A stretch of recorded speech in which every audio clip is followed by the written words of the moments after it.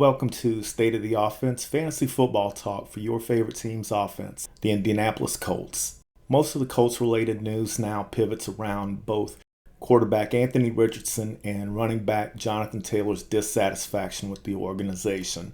Taylor has requested a trade, and the Colts have placed him on the PUP list.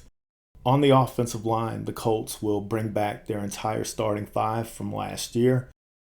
At left tackle, Bernhard Raimann returns for his second season. As a rookie, Raimann performed at a 75 grade and played 59% of the snaps. His 75 grade puts him at the number 27 left tackle overall in the league.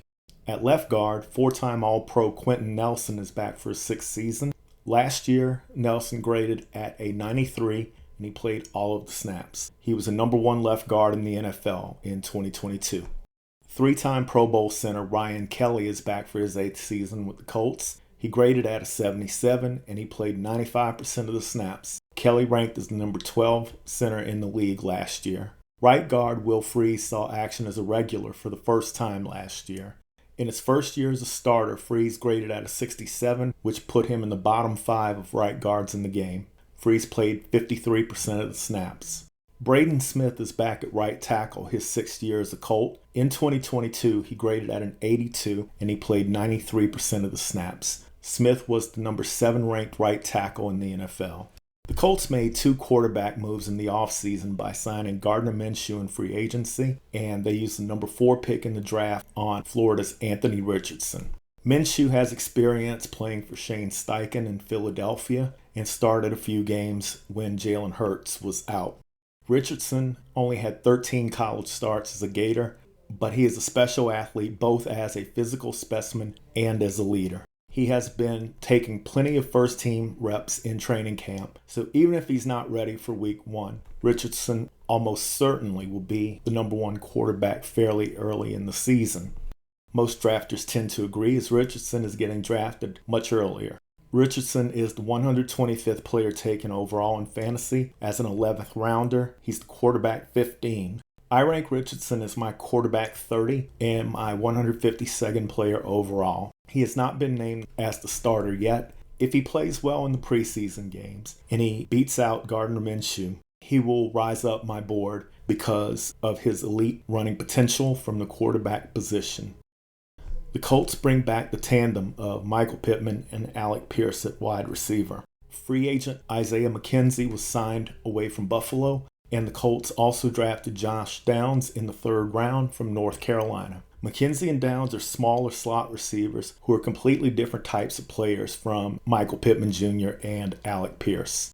Michael Pittman Jr. wins with size and skill in the short to medium passing game. He was the wide receiver 33 in total points and wide receiver 24 in points per game. His current ADP is wide receiver 32, player 82 overall. I rank Pittman as my number 38 wide receiver and my 99th player overall. The main reason that I am a little lower on Michael Pittman is that I believe that Anthony Richardson will not throw the ball enough for Pittman to reach his ceiling. I also believe that the deep ball will be a big part of the passing game, which I believe favors Alec Pierce more than any other wide receiver in the group.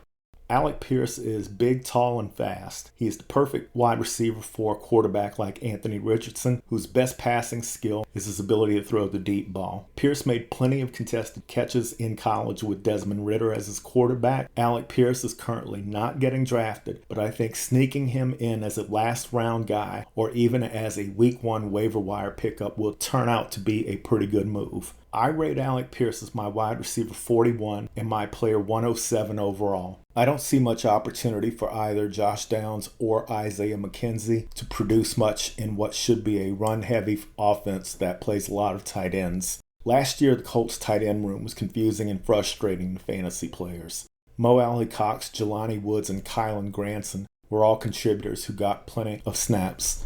Cox is a good blocker in the running game, and he will be on the field the most. Kylan Granson is a smaller receiving specialist. Jelani Woods is a 6'7" athletic monster with the most potential to become a two-way tight end. Woods has a hamstring injury currently, so you should take a wait-and-see approach with him and the other two Colts tight ends.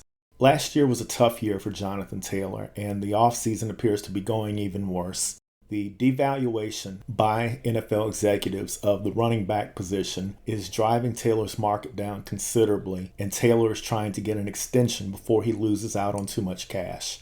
The days of running backs getting paid at near quarterback levels is far over. It is a passing league now, and wide receivers and offensive linemen are now getting paid more than running backs. Taylor's ADP will drop every week that this standoff continues. Taylor is currently the running back 4 and the 10th player taken overall. But on the field, he was the running back 33 last year because of 2 injury spells. He was still only the running back 23 in points per game last year. No team in the NFL cares about what Jonathan Taylor did in 2021, and he will not receive elite running back money until he produces another top-level season. This has a chance to get pretty ugly. I won't bother with Taylor, and I recommend that you stay away as well. I rank Jonathan Taylor as my running back 18 and my 51st player overall. Until this clears up, I want no part of this.